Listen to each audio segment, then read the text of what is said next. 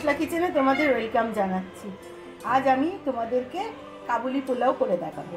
তার জন্য দেখো আধা কিলো মাটন নিয়েছি, আর এটা চাল, এটা ছোট গ্লাসে 2 গ্লাস মতো চাল আমি 1 ঘন্টা মতো ভিজিয়ে রেখেছি। আর কিছু আমার মশলা লাগবে, সেটা ড্রাই রোস্ট করব। আমি কিছু মশলা ড্রাই রোস্ট করব, তার জন্য কিছু গোলমরিচ নিয়েছি। এটা হলো সাজিরা, 1 চামচ মতো সাজিরা নিয়েছি, 2টো বড় এলাচ নিয়েছি, কিছু দালচিনি আর কয়েকটা লবঙ্গ। এটা কি মশলার যে একটা নমি থাকে না হালকা, সেটা পর্যন্ত আমি রোস্ট করবো। যে আমরা ভাজা মশলা করি ওরকম রোস্ট না, হালকা রোস্ট করে গুঁড়িয়ে নেব। 2 চামচ ঘি গরম করে নিয়েছি। এবার প্রথমে আমি দেখো এরকম গাজর কুচিয়ে রেখেছি, সেটাকে ভেজে নেব।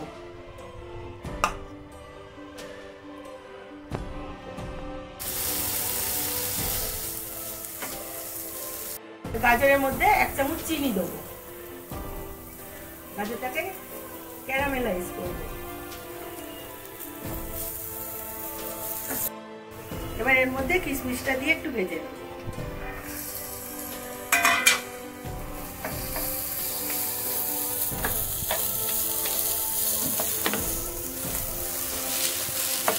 কিশমিশগুলো আমার ভাজা হয়ে গেছে, ঘি গরম করে নিয়েছি। এবার এর মধ্যে আমি রিফাইন তেল দিচ্ছি পরিমাণ মতো।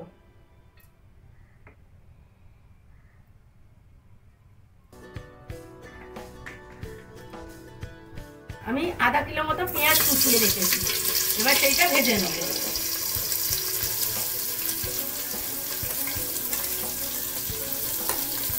হালকা ভাজা হয়ে গেছে, আমি একটা বড় তেজপাতা, অল্প একটু দালচিনি আর একটু সাজিরে ফোড়নে দিয়ে দেবো। হালকা ভাজা হয়ে গেছে, এবার এর মধ্যে আমি এরকম চামচে 2 চামচ মতো আদা রসুন বাটা দেবো।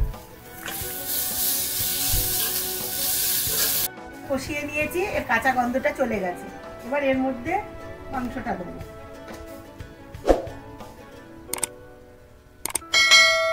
দিয়ে মাংসটাকে ভালো করে কষিয়ে নেব।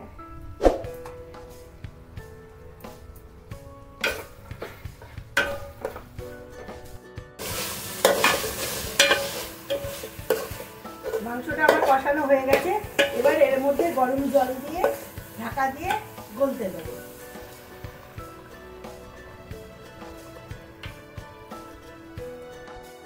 এবার স্বাদ অনুযায়ী নুন দেবো। মশলাটা হালকা করে ভেজে রেখেছিলাম, বড় চামচের 1 চামচ মতো দিয়ে দেবো।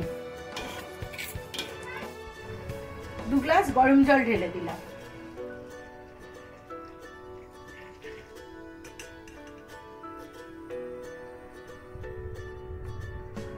যেন চালটা আমি দিয়ে দিই।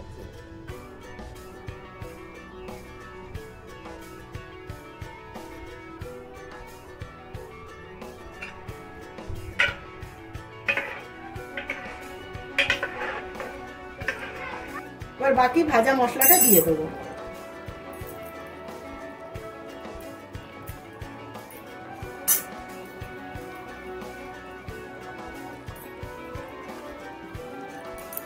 একটু নাড়িয়ে দেবো।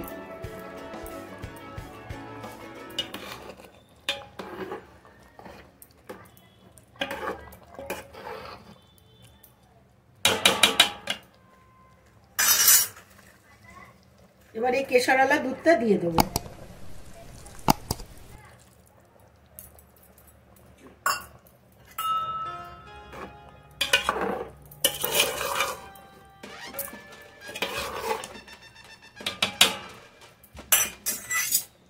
এবার এটাকে আমি 2 মিনিট ঢাকা দিয়ে হতে দেবো মিডিয়াম আঁচে। আর একটা চাটুতে আমি মাঝারি আঁচে 10 মিনিট মতন তো দম দেবো।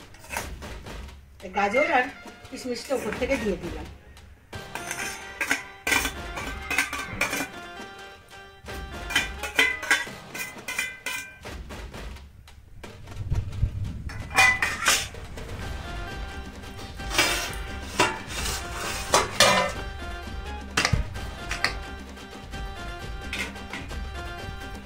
উপরে আমি ছোট কুকারে জল ভরে এর উপরে দিয়ে দিলাম।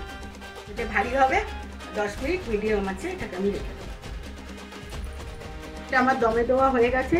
এবার আমি গ্যাসটা অফ করে এটাকে এইভাবে আবার 10 মিনিট রেখে দেবো। কালবুলি পোলাওটা আমার হয়ে গেছে।